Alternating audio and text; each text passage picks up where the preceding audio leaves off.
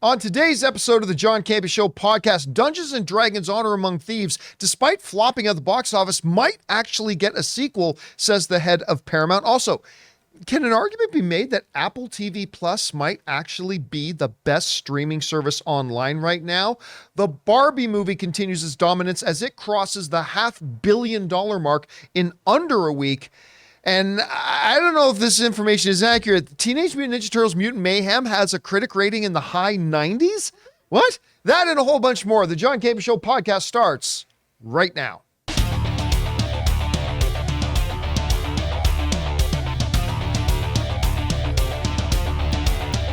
Well, greetings and salutations, everybody. Welcome to the best damn movie-related show on the planet, the John Campea Show, coming from right here in our quaint little studio, brought to you in part by our friends at Mint Mobile. I am, of course, your host, John Campea, and it is an awesome honor and privilege, as it is every day, to have you, our international friends, gather around as we talk about our favorite things in the world, movies and movie news, TV and streaming, and all sorts of good stuff. I'm joined in studio here today by Ray Ora. Yeah. Sitting over there is Jonathan Voico. Hey. Chris Carr is here. And most importantly, you guys are here. Thank you so much for being here and making this show part of your day. And here's how today's show is going to go. We're going to start off by talking about those predetermined topics that we just talked about. And then in the last part of the show, we're going to take questions from our YouTube channel members. By the way, you can become a supporter of our channel just by going to our YouTube channel and becoming a member. And we're going to take questions as we do every day from them at the end of the show.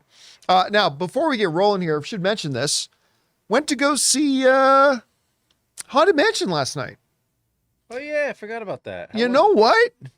And we put out our out of the theater reaction.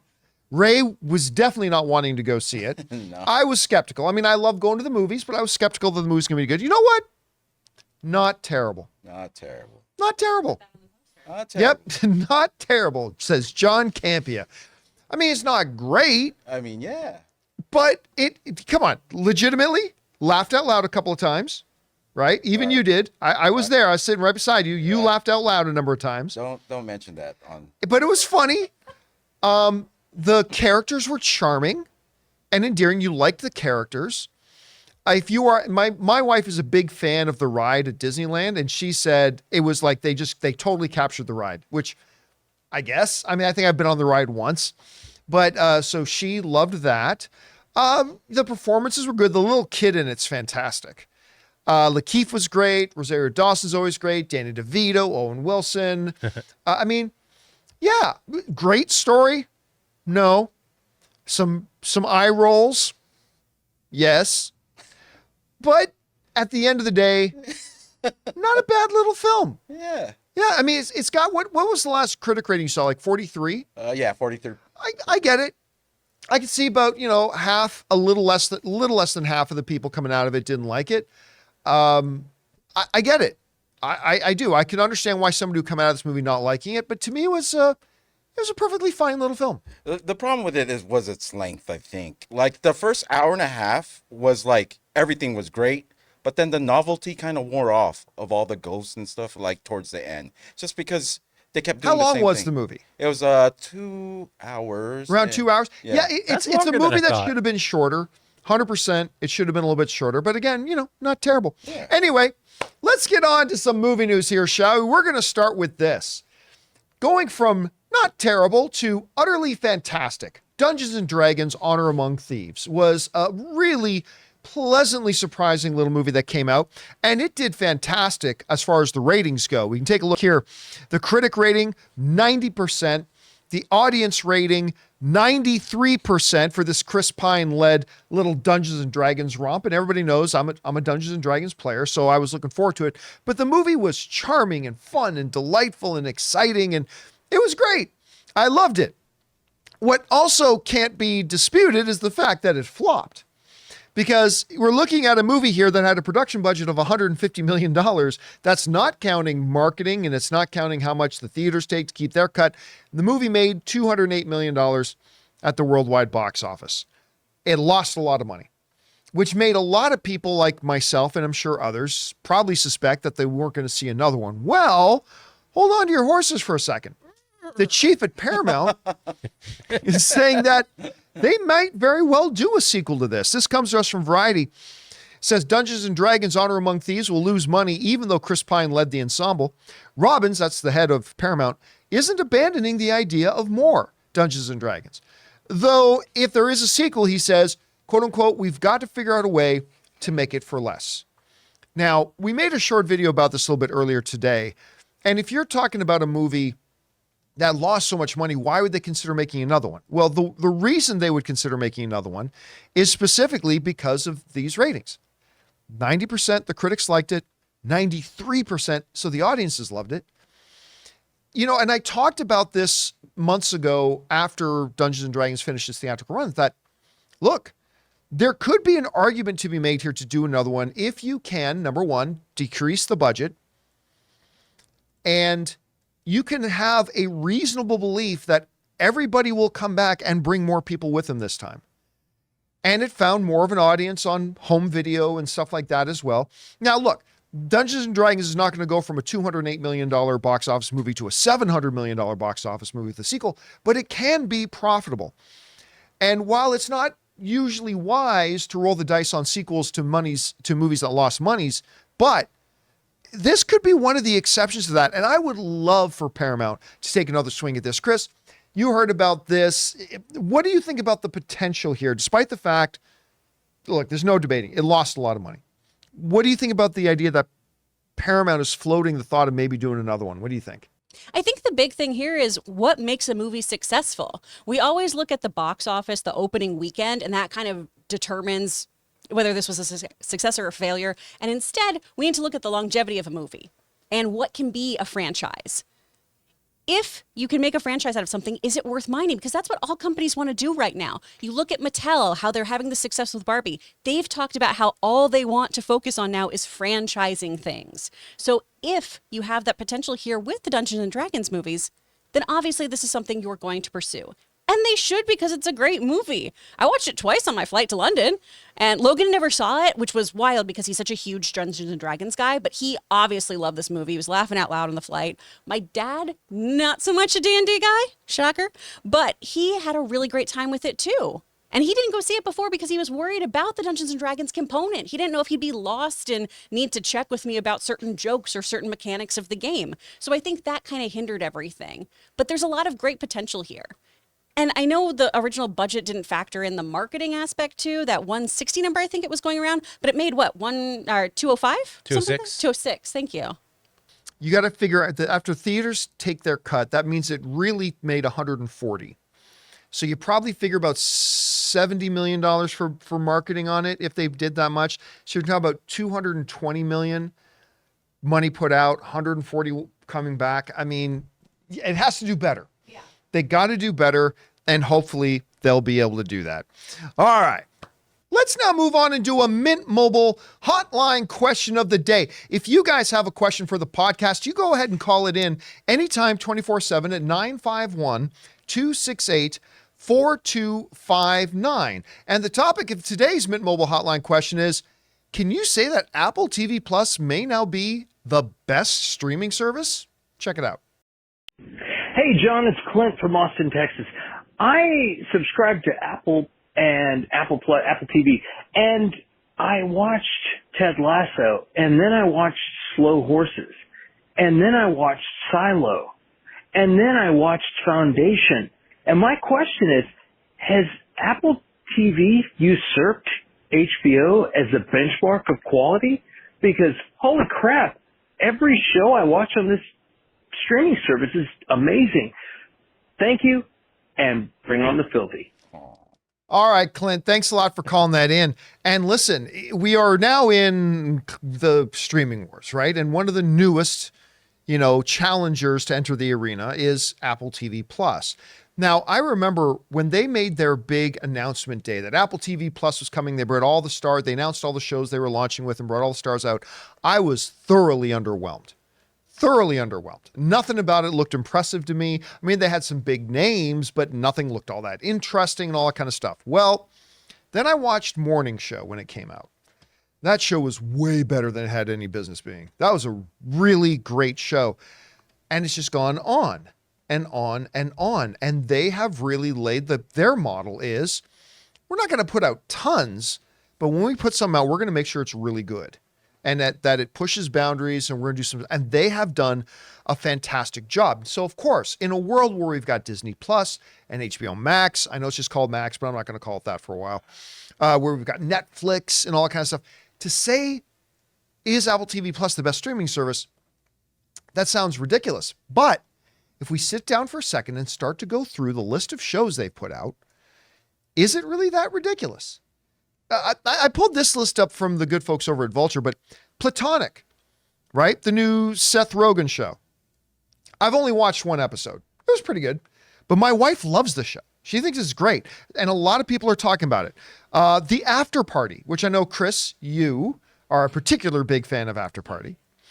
So then they had that. Then they've got Blackbird, the Taron Egerton one, which a lot of people have been really raving about. Central Park, I admit I'm not familiar with. Dickinson with Haley Steinfeld. My wife obsesses over this show. And I've watched a few episodes, and it's really quite good. 5 Days of Memorial is one I haven't watched. For All Mankind. Yep. Woo! Ray, you are and Jonathan. Oh, yeah, too? Jonathan, you started watching it too. Oh yeah, I'm all caught up. So, and Rob obviously loves the show. So there's For All Mankind. That's an Apple TV Plus. What you could arguably say was their flagship show with Morning Show. It's won a bunch of awards. It's, again, way better than I thought it would be. It's really fantastic. Then one of my favorites on the network, Mythic Quest. Nobody watches Mythic Quest. I don't care. It's one of my favorite things that they've got on there. Rob McElhenney is absolutely incredible in it. I love this show. Pachinko, The Problem with Jon Stewart, which is actually better than I thought it would be. Schmigadoon, which a lot of people completely fell in love with. Servant is not one that I've watched, but a bunch of you guys have written in to tell me that you watch it and absolutely love it. So there you go. It's got 40 episodes. Then the one that maybe gets most people talking about it, Severance, which is a show I never thought Ray Ora would sit down to watch.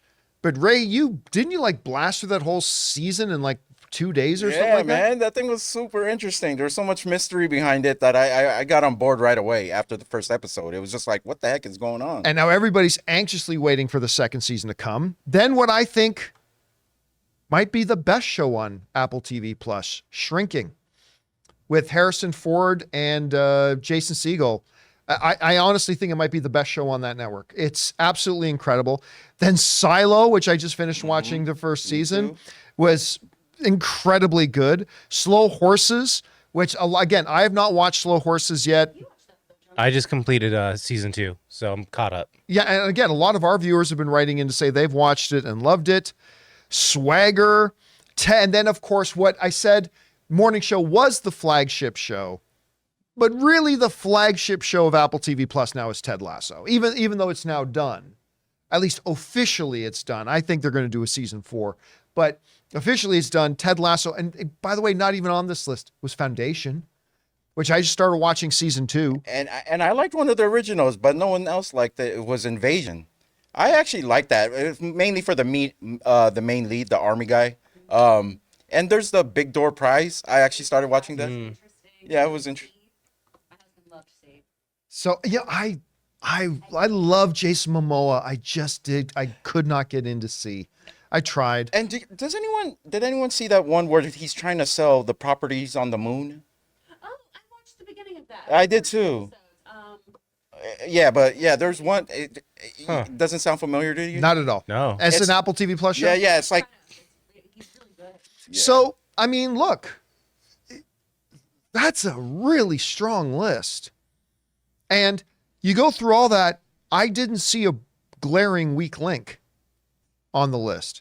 So, what's that? And then the future, we get a Godzilla show.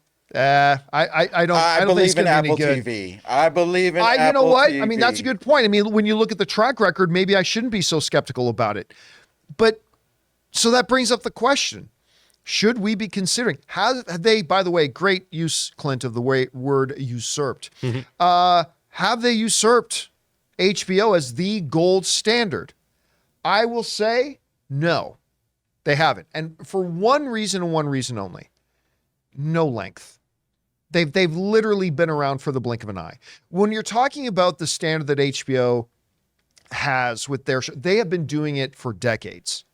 some of the single most iconic. They've got 4 or 5 shows that various TV files will argue is the greatest television show of all time. Yeah. But I mean, they've Right. got stuff, right, that like we've seen over the decades and we still Yeah. want to go back and watch it again. Yeah. I mean, everybody still talks about, I mean, a lot of people think The Wire might be the greatest television show ever made. Then you got things like The Sopranos and everything else HBO has ever put out on their stuff. It's just too long of a, they've been doing it too good and for too long.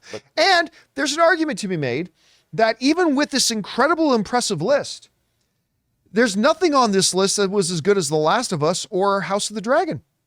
I mean, that's up for debate. That's a subjective thing. But I mean, so I would say right now, HBO is still wearing that crown. But as far as the newcomers, right?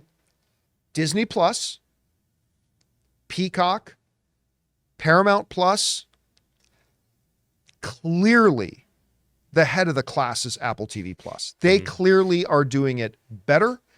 They are clearly doing it smarter. They're taking a very much a crawl, walk, run approach. They seem to have very strict quality standards basing what they want to put on air. And when they do put something on, it seems to make an impact. So I will say no, Apple TV Plus has not usurped HBO as far as the gold standard of highest quality television program they make, but they're off to a damn good start. And let's ask this question again in a couple of years. Chris, I mean, we went through this incredibly impressive list. Where do you see Apple TV Plus right now in the whole streaming wars, particularly when it comes to the comparison with, you know, the current crown wearer for excellence of television production, HBO? How do you see it? I think they're in the position to be darlings who are doing their own thing. You know, they've always had a very different business model than everyone else because their focus has not been subscribers. It just hasn't. It's been getting you to buy their products. We want you to buy a laptop. We want you to buy an Apple TV. We want you to get all of these things. And hey, if you do that, you're going to get a year subscription to Apple TV. Lucky you. And if you don't get those things, you can try out the Apple TV subscription for a week, maybe, and that's it. So their focus has always been buy these other things, and this is a great component that you get from it, which is really, really smart. They also have always had a focus on quality over quantity. You know, we have things like Netflix. Now we have it with Max with them curating everything. But with Netflix, it's always been this kind of spaghetti, throw everything at a wall, see what sticks. With Apple TV, we feel like it's a bit more curated. It feels very intentional, like they did all of this with a lot more precision. On top of that, too, in addition to all of the shows that you were talking about, all this great fare over here, they also have amazing family programming. They've got Snoopy, my guy. Snoopy's incredible. Snoopy's a great thing to have on there. Really good original children's programs. So that's another thing that they have going for them, too. I got to add on there as well. They have been really smart about their whole VPN thing in a way that makes you, the consumer, feel good about it. I'm overseas. I'm not able to get into my Netflix. I'm not able to get into my Disney. But oh, hey, I just have to confirm on my iPhone. Oh, that is me trying to use this Apple. Thank you so much. But it's something that's also kept it so sharing my password is wildly inconvenient to me. So they've been really, really smart on doing all these things. Plus, they also have prestige movies. They have Coda. They're doing this now with Joaquin Phoenix's Napoleon. We've seen it coming with Killers of the Flower Moon. They are working on building up quality programs and movies. They're like the Trader Joe's, and then like, you know, like Netflix. I don't know if anybody who doesn't live in LA is going to get that joke. But I mean, they're like, you know, that exquisite. Yeah. The To my Florida exquisite family, they're very right. happy about that. But they also have a little bit of a same, it's different, but in principle the same. Houston family. The same kind of approach that Amazon does, right? Amazon isn't really all about Amazon TV. Amazon Video is a part of a package of being a Prime member, right? With Apple, ever since the days of Steve Jobs, what they are really into doing is creating an ecosystem that they want people to live in. It's like, you use your MacBook? Great. Now, how about a iMac for your desk? Got that? Great. How about that iPhone? Great. Sitting on your couch? How about you get yourself an iPad? Great. Want to work out? How about Apple Fitness? Want to listen? All the time. Get an Apple Watch and ding it. Yeah, that's right. Apple Watch. You want to listen to some music? Use Apple Music. And I think then they got, you're going to sit down and watch TV. We've got our Apple TV device. What are you going to watch on that Apple TV device? Well, good news. We've got Apple TV Plus. And that's why, like you said, unlike some of the other streaming services, their primary focus isn't getting the number of subscribers. Although they, like all their divisions, they want Apple TV Plus to be financially profitable on its own eventually. But their bigger picture view is it's a part of our ecosystem. Then people get into the world of Apple. And I'll tell you what, the only reason, I don't have my phone on my desk. The only reason I still use an iPhone, because, folks, listen to me. Listen, Android is the vastly superior format, vastly superior platform. But the only reason I still use an iPhone is because Apple is so damn good at making that ecosystem. My phone talks to, I got a MacBook, and my phone talks to it super easy. I can get all my text messages here. I can copy something on my thing and just paste it right on my phone. Hey, you can make an argument. You can do the same thing with Samsung products, but I don't want to switch over to all Samsung products. They gave me Apple Music for free with my iPhone purchase. I still regret not re-upping on that. Like, I really liked it, but it's just that I didn't know if I wanted to keep going with that subscription. Well, I mean, but listen. Let's revisit this question of Apple TV Plus and where it ranks. I think as far as it ranks for all the newcomers to the game, obviously HBO Max and Netflix have been around a long time, but they are the head of the class when it comes to the new ones. Can they actually get in that upper echelon? We'll talk about that again a little bit later.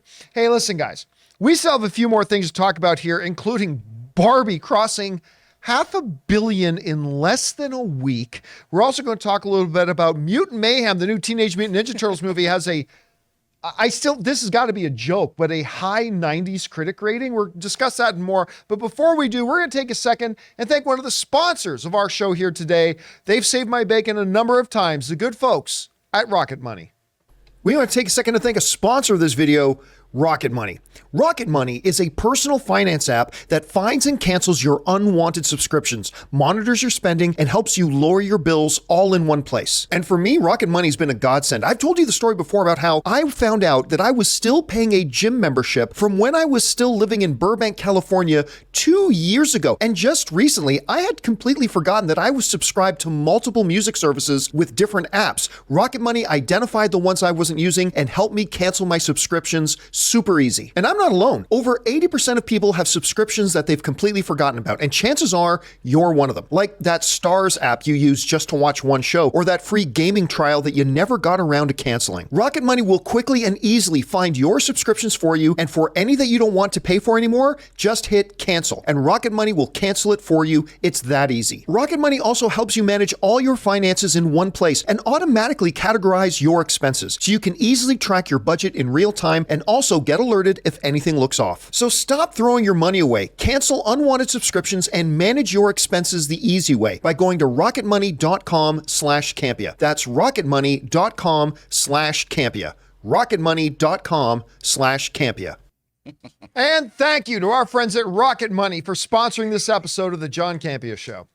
All right, guys, with that down, let's move on to this. Been a lot of talk about Barbie recently, but for good reason. It's slashing up the box office. Like, first of all, it comes out of the gate. It beats Super Mario Brothers for the biggest opening weekend of the year with 162 million. Then it sets the all-time Monday box office record for Warner Brothers. Warner Brothers, a studio that's been around for 100 years.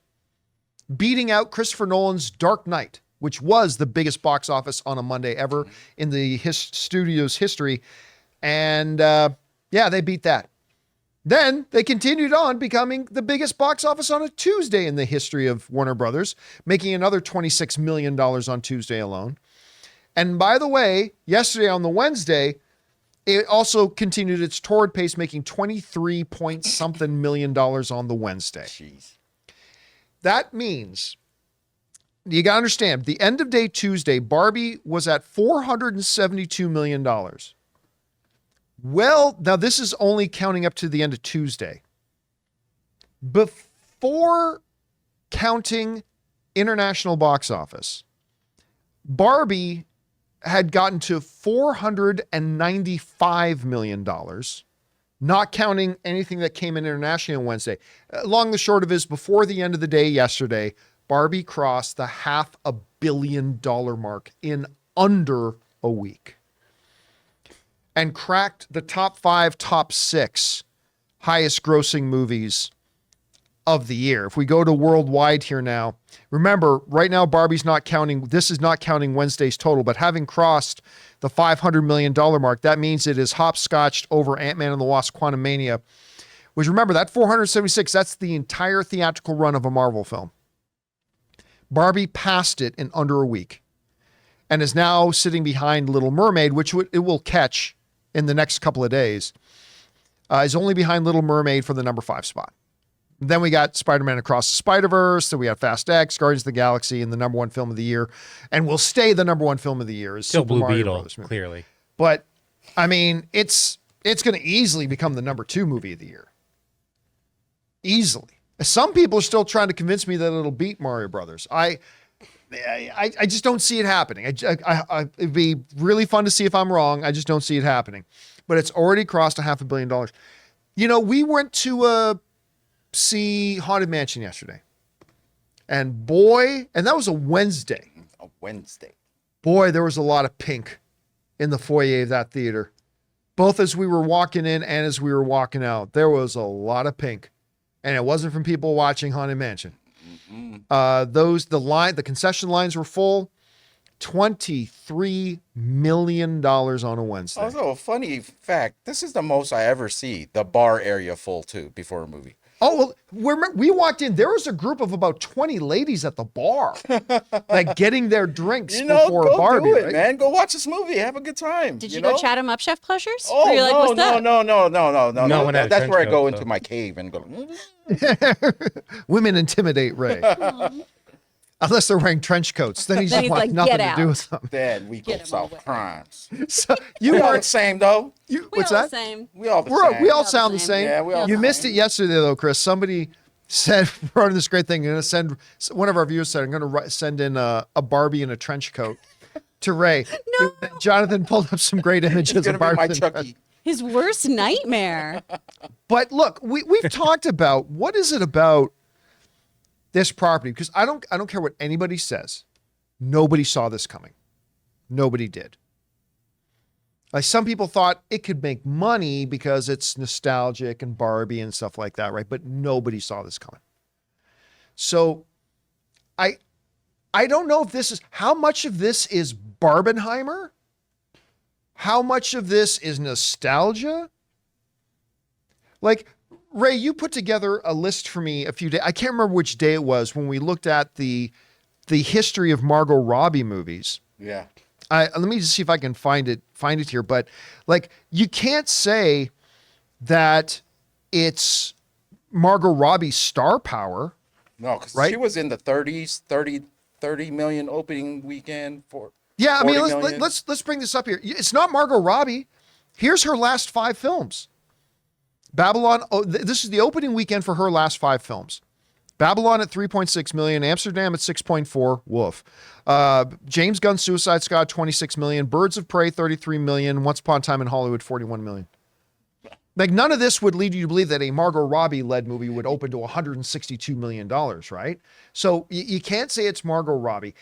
Chris, is it any one of these things? Is it a combination of these things?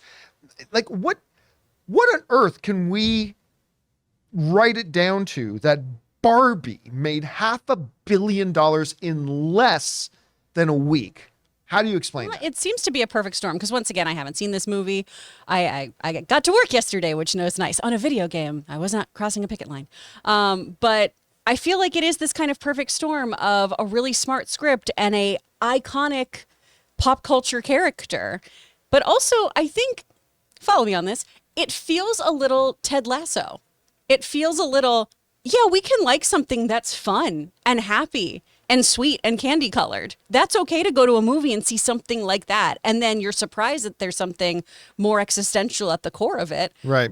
But I think that's part of it is we have so much content like in Oppenheimer, which I'm not taking away from that at all. But I think there is something about going to a movie that you know is going to be fun that makes you want to keep coming back to it. I think that's what Super Mario Brothers had too for Yeah, its it's older true. audiences as well, of just, this is fun.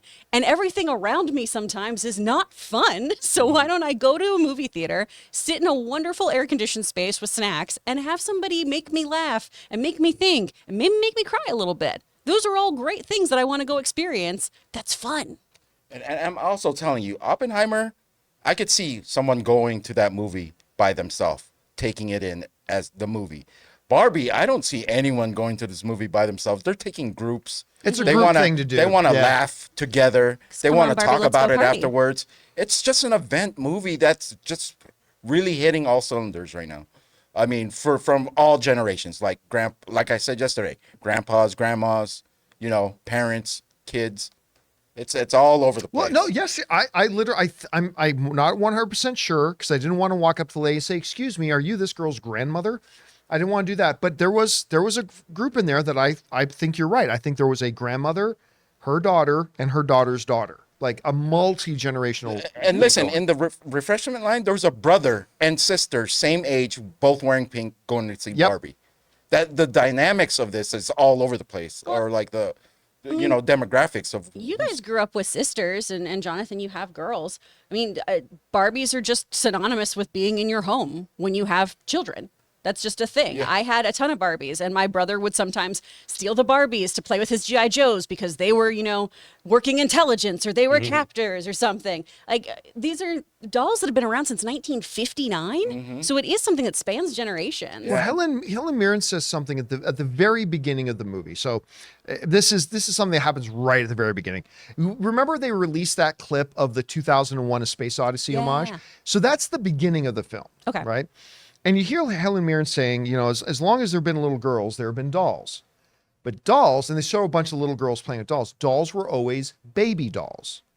In essence, telling little girls that the one thing you can aspire to be is a mom. That's your dreams. That's your goals. You can only, and it's a great dream and it's a great goal. But whereas little boys, we got to imagine driving fire trucks and we got to imagine being this and being that. Being a transformer. Or being, I want to grow up to be Optimus Prime, damn it. What's wrong with that? So she said, but dolls were always baby dolls, meaning little girls could only aspire to be moms. Then came Barbie. And Barbie was an architect and she was a homeowner and she was a doctor. And she was basically telling that because Barbies can be anything, the message to little girls is you can be anything.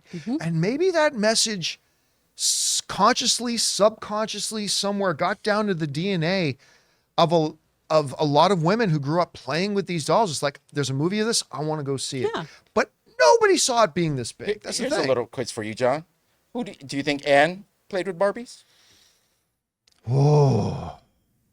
See, this is the same little girl Just say yes or who no. I watched a home video view as her as a little girl playing Indiana Jones. Yep, You can be both. I'm gonna guess no. you're right. Olive was the one with Olive? the Barbies. Olive, I totally see playing with Barbies. and 100%. She played with the action figures I played with. So, and Olive, every time I try to get one of her Barbies to play with my action figures, she dug her nails so deep in my forearm. I think you could scrape her nails right now and you could clone me because I'm still under her nail somewhere. Because she dug it so deep, like it scarred me for life. She had real nails too at 9. At 9. I think she grew them because of me. They were a defense mechanism. Yeah, for real. I'm gonna see if let me see if I can bring this. Hold on for just a second, but just so people know who we're talking about. This is that's not the picture. Hold on, where's the picture? Well, this is Anne with her sister. Are you able to bring this up? Hold on a second. Let me see if I can get this again. Here's Anne with her sister. That's Anne in the front. That's her sister behind her. That's all the one we're always talking about. Olive. She's the big sister of the family. She's the collector of bags. She's the Thanos. She's the collector of bags. Man, stop buying bags that expensive, Olive. Come on. And If this you're was like at a Olive, big get it. Filipino karaoke party. Yeah. With the sound. That's where they kept going. Whoa, whoa, whoa, whoa. Yeah, they did. For no reason. For no reason. In the middle of the song. Whoa, whoa, whoa, whoa. Yep, they kept hitting that thing off. Anyway, look, this weekend, I said at the end of the opening weekend of Barbie, it's going to take a 60 to 65% drop second weekend. The projections are saying it could take less than a 50% drop. For a movie that made $162 million on its opening weekend, that's extremely rare. Extremely rare. So we'll see where it all ends up. All right. With that down, guys, let's move on to one last thing here, shall we? There's a stupid movie coming out for stupid people called Teenage Mutant Ninja Turtles Mutant Mayhem that looks dumb, is a bastardization of what the true Teenage Mutant Ninja Turtles are, as they were created by Eastman in their original form, and now is made for children. Oh my God. With all that your said, subscription count right now. all that said, even I have to admit, even I, this grumpy, totally jaded against these imposter Teenage Mutant Ninja Turtles. Oh God. Even I gotta say, the trailers have been pretty charming. I didn't like the first one. The first trailer I didn't like, but the trailers that have come out since then, even I gotta say, these have looked pretty charming. And their CinemaCon presentation, even I had to say, all right, I'm interested in seeing this movie. They just somehow found a way to make it seem really charming. Well, the review embargo is lifted. Now, surely the film critics are going to see this for what it is. I'm too scared to even look, man. Just some kind of, again, bastardization. Here's the turtles gathered around looking at Rotten Tomatoes. See the smiles on their faces? It's because right now this fucking movie has a 97%. Yeah. 90? How many reviews though? 30. I mean, so it's not like 2 or 3. I mean, still many more to come, but a couple of them are from the major outlets that I suspected would be a little bit more negative towards like a little thing like this. But so far, it's looking pretty good. Now I'm going to scroll down here because we're going to read and look at some of these. I'm hyperventilating right now. All right, let's take a look at this.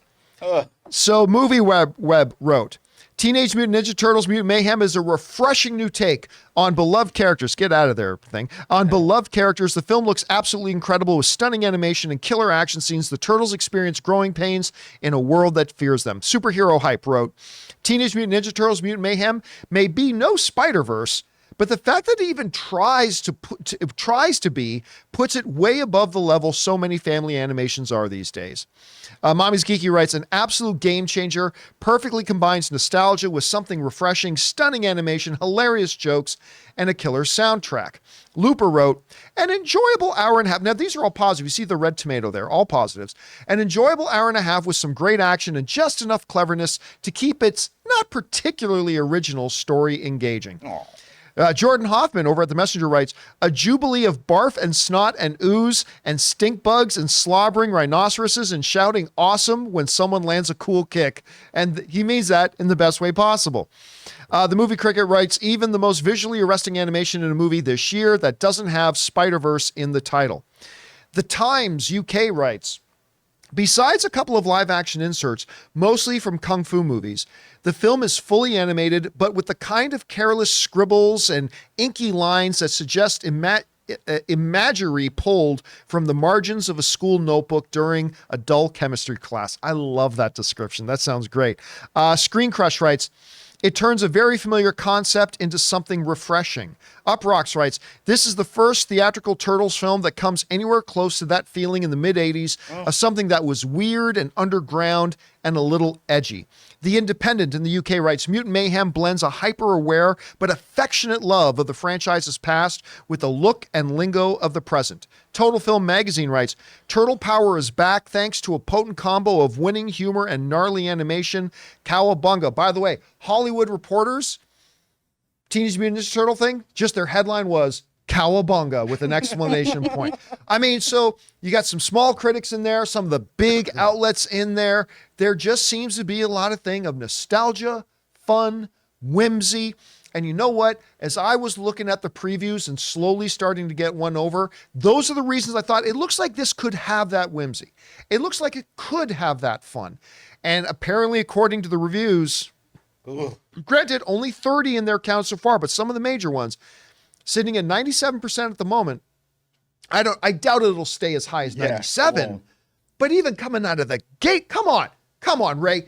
I know. Nobody has been more enthusiastic. for and this I movie. am right. Did you think it could debut at 97%? I was thinking more like in the 81 or 82. And I would have thought that was hopeful. I would have thought, you know what, this will do well if it's in the high 60s. If it gets in the high 60s, that's respectable. That'll be great for them. 97%. And I'm sure it'll drop a bit, but it ain't going to drop down to the high 60s. This ain't going to drop down to the 70s either. I mean, hey, Jonathan, color me impressed, man. I am suddenly even more looking forward to seeing this damn thing on Saturday. What do you think about this, Ray? Saturday can't come soon enough. Because you always talk about the box office numbers. That's where I'm thinking about now. What I'm thinking about now, with Barbie still hitting its wave and stuff like that. I hope it makes enough money where, the people behind it, the animators, feel proud of their work. Or well, but you don't need box office to feel proud of your work. I mean, yeah, I guess. But you know what? I'm really excited. You need box office to pay your rent, but you don't need box office to be proud of your work. I'm really excited. And what you mentioned, like a lot of them mentioned, there was an interview where the guy was directing the animators. He was telling them to purposely scribble, mess up, because that's the style they wanted, which is great that it comes out on film. I can't wait to see it. The trailers, every time Donatello is spinning his bow over his head, or they're doing an action move, it looks so brand new to me, especially in the Turtles world. I mean, I used to go to Target every week to try to buy one turtle. What are you talking about used to? I mean, I still do. And I still am buying turtles. But I in the 80s, like the carded, I had to get the first one, Michelangelo. Then I would beg my mom for the second one. I hated when I was with my dad because he was more stricter on buying stuff. So, I would have to ask my mom through my dad. My mom would have to go, just buy for him or whatever. I finally got all 4 turtles. I can't wait for this movie. I'm so excited. I'm pretty sure I'm going to love it. True story. True story. No, I hate true story. So we're going to go see this on Saturday. And coming down close to Ray's birthday, we are also going to have a little birthday celebration for Ray. Yes. That day. We're going to have some food after the movie and stuff like that. Because we're seeing the movie, 2 o'clock in the afternoon? 2 o'clock in the 2 afternoon. or 3, right? Which you two are invited. So, did you guys get Ninja Turtle performers for the party? Well, Go Ninja, well, go Ninja, go. Here's the thing. So a couple of weeks ago, I come home and I walk into the room and my wife's on her iPad trying to figure some stuff out. I'm like, "What you doing, baby?" She said, I'm currently in the middle of planning a Teenage Mutant Ninja Turtles themed birthday party for my 43-year-old brother." I'm like, and that tells you everything. Dude, they were my life. The Turtles were my life. That's my Oh, thing. dude, I remember we went to CinemaCon, and the moment we walked through the door of Caesar's Palace, all Ray cared about was running around and finding all the First of all, you got these statues of Caesar, and they're wearing Teenage Mutant Ninja Turtle masks, and he's Get like, past the balls and dick. Then you get to see the Turtles mask. Look, that should also be on the poster. Yeah. Look past the Once balls. you've and gotten dick. past the balls And look at the thing. then your prize will dating. await you. That's just dating.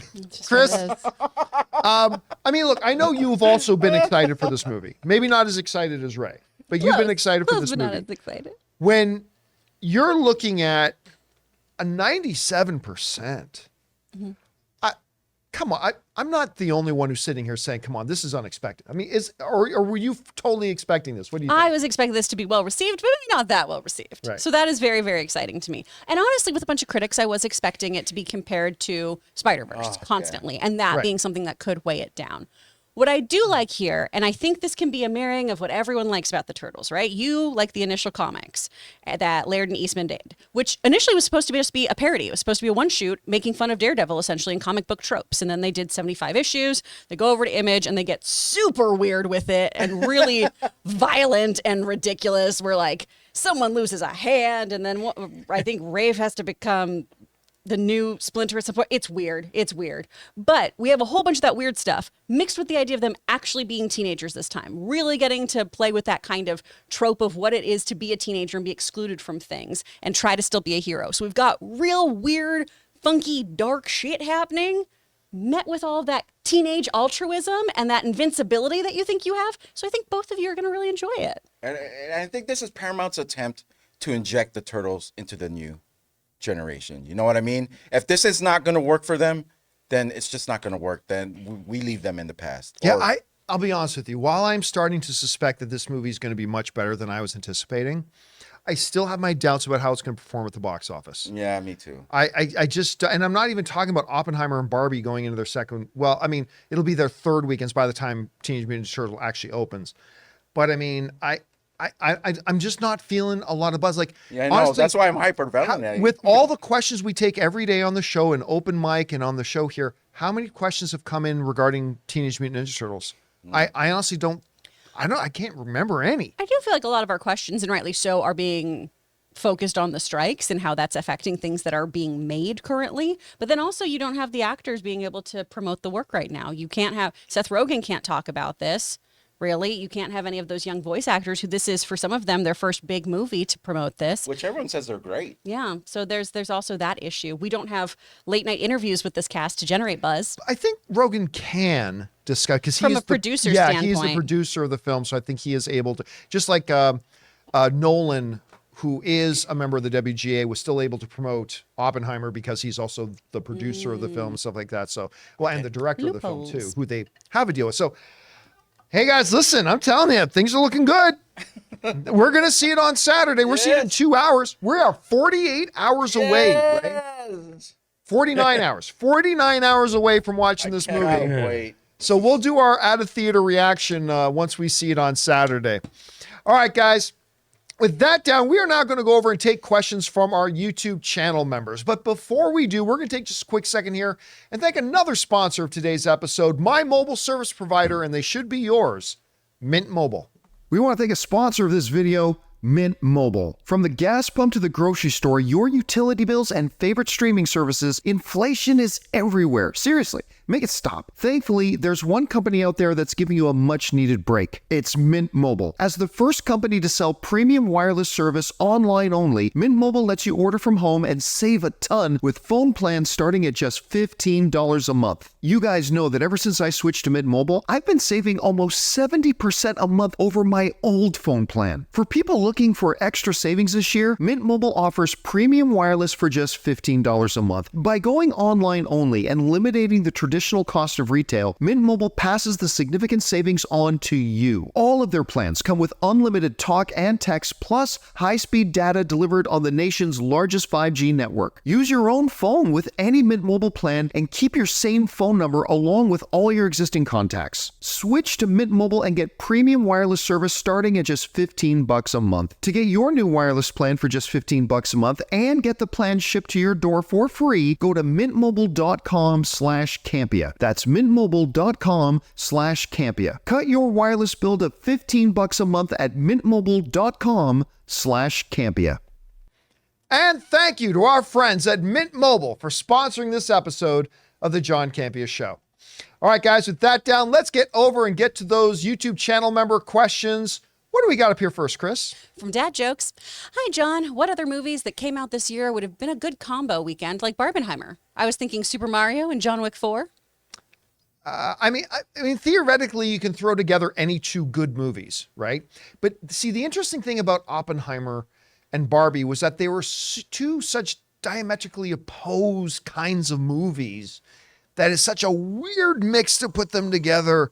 I mean, I really don't know. I would have to sit down with a full list of movies of the year and go through it. So I can't really answer that question. But I don't know. You got any ideas? No, I don't. It's Yeah. tough because they are diametrically opposed, yet they do have a bit of a dark, like one has dark satire, and then one is obviously the atomic bomb. But I mean, they're both geared towards adults, really. So like people are kind of saying like, oh, this, like someone joked about Paw Patrol and Saw, but they're not that opposite. They're still adults that they're appealing to. So it's a little different, you know? Yeah. They are very different movies from They each are other. very So I'm different. not sure. All right, what's next? From Red One Real Talk, Gary Oldman's facial hair may be the most incredible mask I've ever seen on a person. Anytime he's clean shaven like an Oppenheimer, it's like he's a different person entirely. Maybe it's because I knew him best as Jim Gordon in Sirius Black, but am I alone in struggling to track him across his different looks? No. He was No. in Oppenheimer? Who was he in Oppenheimer? That I don't know because I haven't I'll seen check. Oppenheimer Me yet. neither. But I will say, to his point, early earlier in his career, like going back to the 90s and then into the aughts, it's like I used to feel like, man, I don't exactly know what Gary Oldman looks like because he's so different in every film. You know? I mean, even in Their Finest Hour, or was that what it was called? Where he plays... Their Finest Hour, Yeah. or Finest Hour, something like that. By the way, it is the one that he finally won his Academy Award Yeah. for, but it's not just the trophy. I honestly think that was his best performance. He really he was amazing in that. Yeah, I he don't think disappears he's in in his roles. Does he play Truman in it? Was he Truman? Harry Truman, yeah. Oh, was he he? was. There you go. See, he hides in his That's roles. right. He's the one who says, "Get that." What did he call them? That Oh. sissy or something. Yeah, get that. Oh my goodness! I Get didn't that even realize that crybaby. was him. He called him a crybaby. He's Yeah, get that also- I mean, cryberry out of here. Not sissy. He was He's a crybaby. chameleon. Not only does he Oh my change his God, he physical was look in it. constantly, he changes his dialect. Yeah. All Remember of him that. in that one Hannibal movie? In that one Hannibal Lecter movie? I love that you think that I know what you're Oh, talking that's- about. It was the one with I all saw the eye Silence of the biting. Lambs and was all like, I'm he's, good. He's all mangled and stuff like that. Oh, it's just horrible. It's Okay, called anyway. Hannibal Eye Oh Revenge. my God, he was No. All right, what's next? From the antagonistic anonymous, John, I have always wondered, why did you stop uploading on TikTok? I gotta say, Jonathan Voico, you were killing it with the new editing style, and it was a nice way to quickly catch up with the news. News, John. Keep it up. Oh, well, I'd love to take credit for that, but Yeah. that was Right. me. I did some of the TikTok editing. I had another guy in the UK who did some of our TikTok editing. Honestly, because we weren't getting anything out of it. I mean, John, I saw that some of those videos had great. Some of those TikTok videos had X number of views on them, but it didn't actually do anything for us. It didn't get us anything out of it. We didn't get any new subscribers from it. We didn't get any new visitors from it. They stuck to TikTok, so Yeah, I mean, look, don't get me wrong. I am not dissing the platform of TikTok at all. I'm just saying for us, the amount of effort that it took to make those videos in TikTok format versus what we were getting out of it. I mean, it just, we were literally using our time and our resources for something that wasn't getting us anything in return.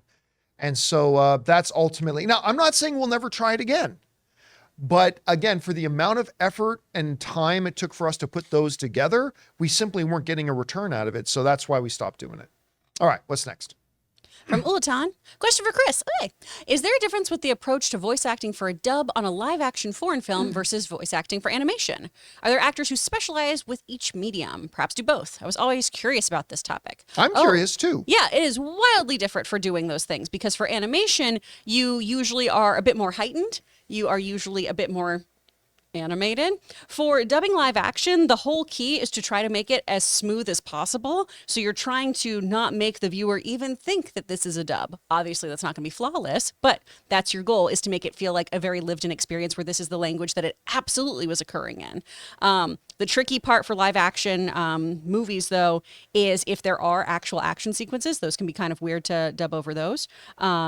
Also, intimacy scenes, dubbing over those can be a little funky too.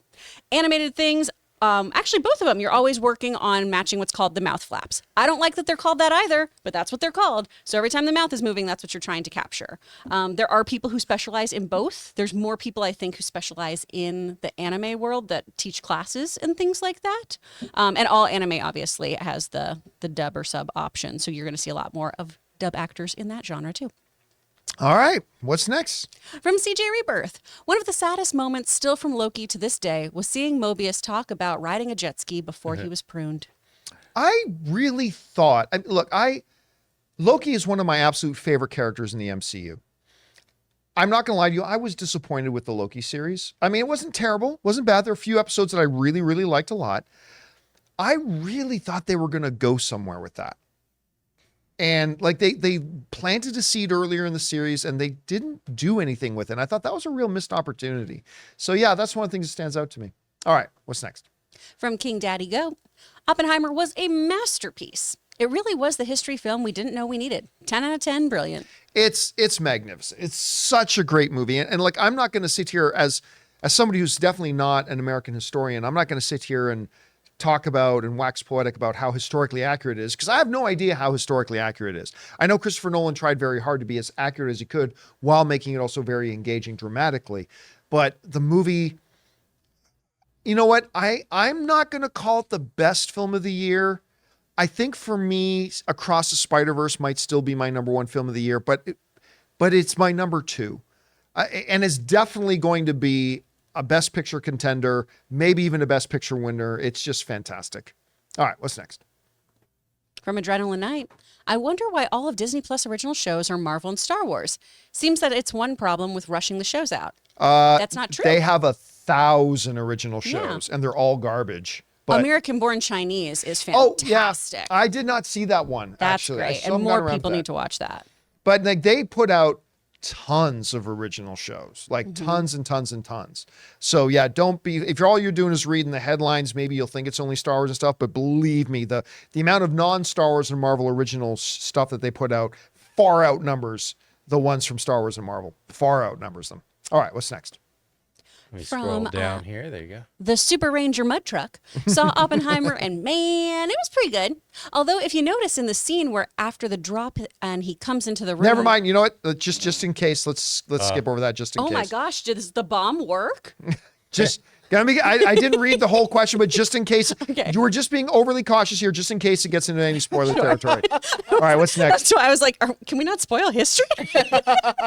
Chris Davis, I am not a big comic book reader. Does anything in the comics line up with the Gaia situation in Secret Invasion? I mean, you do have Super Skrulls, right? But a different situation where it's a breeding program. Yeah, and again, this is something I've been saying since the first day I started movie blogging.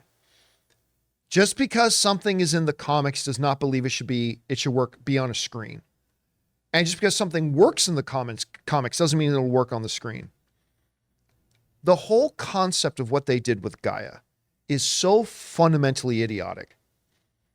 I mean, I'm not like, even if you want to get my nitpickies about the way they did it was really stupid, but even if we wanted to put that aside, just the fact that they did it. Like, Chris, you weren't here, but I mentioned that, well, I don't think the MCU has been perfect, you know, I've especially since Endgame, but I have never once, even when the MCU has done things that I totally disagreed with or whatever, I could at least see why they did it or why they tried or what they were hoping they would accomplish by doing it. I have never, since the inception of the MCU, wanted to sit down with Kevin Feige and go, what were you thinking? What they did with Gaia in Secret Invasion is the first time I've ever felt that urge to sit down with Kevin Feige, who's clearly a million times smarter than me. But I've never before wanted to just like, what were you actually thinking? How could you or any of your advisors think this was a good idea? And it's yeah. And again, there is some loose precedent in the pages of the comic book, but that does not justify doing something stupid on the live screen. It doesn't make it okay. It was utterly stupid. But anyway, all right, what's next? From Alan Sivka Kumaran. Hey, Ray, this week's American Ninja Warrior was promoting the new TMNT movie, and I thought of you. The Turtles introduced it as American Teenage Mutant Ninja Warrior. I am more hyped about this movie due to your enthusiasm. Can't wait to hear your review on it. Yeah. All of a sudden now, during lunch, he's going to be looking up American Ninja Warrior to find that thing. By the way, it's pretty fun because like in LA where they have courses sometimes, you can go into some, they've done it at the theme parks or at the Universal lot and stuff like that. And to see the obstacle course is pretty awesome. It's pretty cool. All right, what's next? From Sam Fisher. So every year I have a favorite TV episode of the year. Last year it was Sandman's episode 6, The Sound of Her Wings. Ooh. This year it might be Star Trek Strange New Worlds, Those Old Scientists. It's the Lower Decks crossover and it was so funny. I have heard so many good things about this season of Star Trek Strange New Worlds. I have not started watching it yet. I'm hopefully going to start watching season 2 this week. But I loved season 1. Absolutely loved season 1. And hearing a lot of great things about season 2, and I can't wait to get on it. But I don't watch Below Decks or Lower Decks. Lower Decks. The trailers did nothing for me. But I'm interested in the fact that they're even doing this by taking the live action or the voice actors from the show and bringing them over. And I think that's pretty fantastic they're doing that. So I am very curious to see just how that does, because everybody has been telling me it was a great episode. Haven't seen it yet, but I hope to watch it soon. All right, let's take 2 more. What's next? From Big Cookie, does the TV Academy need to fix the 2-category structure, drama comedy, instead of submitting for best comedy drama? Instead of submitting for best comedy drama, I would propose dividing the categories by episode length. Ooh, no, I don't like that at all. I don't like that at all. Because then what's your category?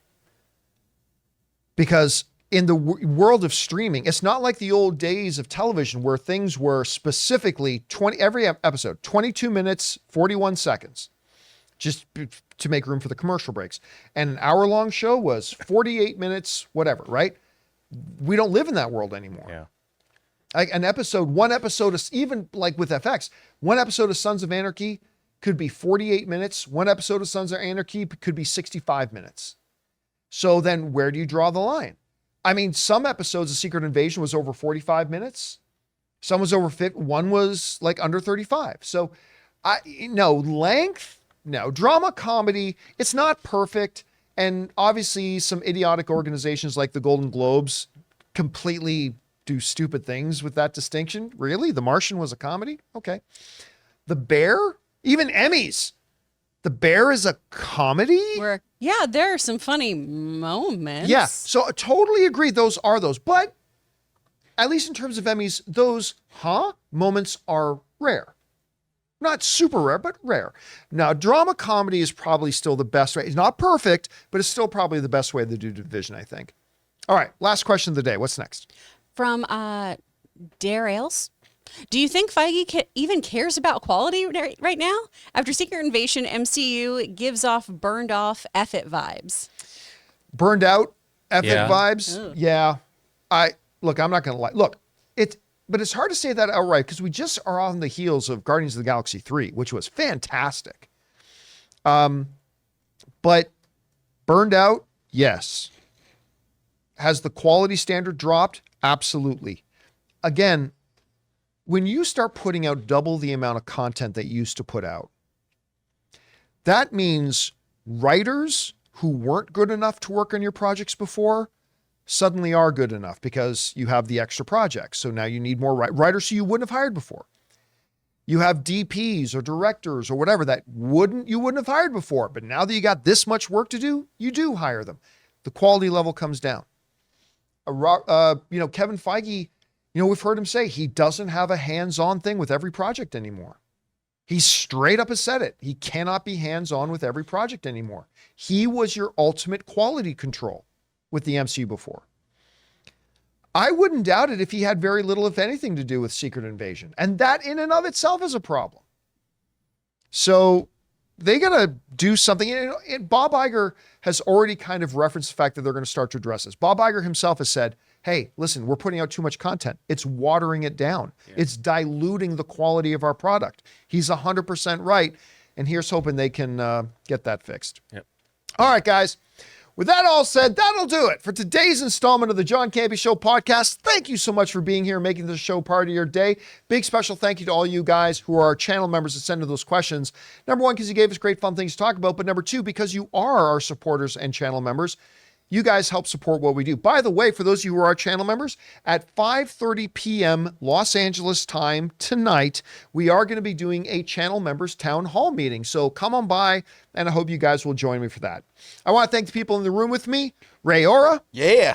Jonathan Voico. See ya. Chris Carr. Bye. My name's John Campea. Thanks a lot for being here, guys. And until next time, my friends, all right, I'll say it.